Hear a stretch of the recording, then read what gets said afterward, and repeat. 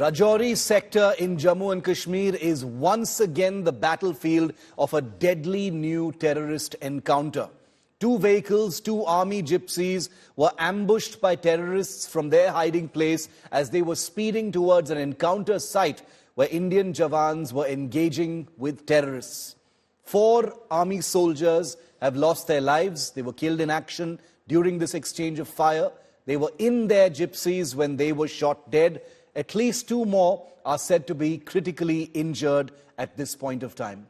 This is a story that goes way beyond just the Rajouri sector area called Dera Ki Gali, where this ambush took place, because the implications go far beyond just Jammu and Kashmir.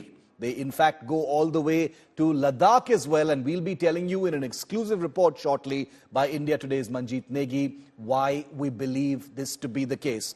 10 years ago, viewer, soldiers were beheaded in the Maindhar sector, which is just south of where this actually took place. Could there have been mutilations this time as well? Did the terrorists actually behead or mutilate Indian soldiers this time?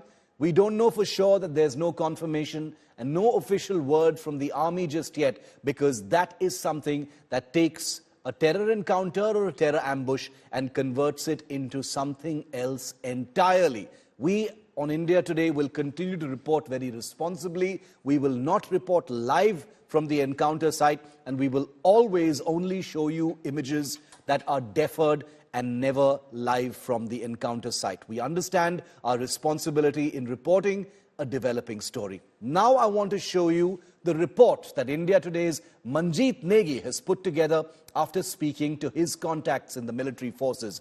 And this throws up a Pakistan-China terror tango to bleed India. Let me explain it very briefly, and then you can watch Manjeet's report.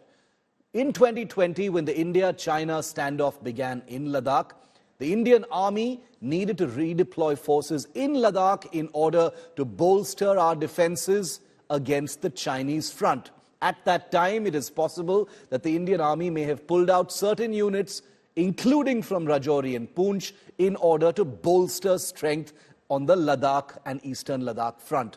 As a result of which, according to the report you're about to watch, there may have been suboptimal deployments in the Rajouri-Poonch sector. Now remember, the army officially denies this. Many veterans also deny it.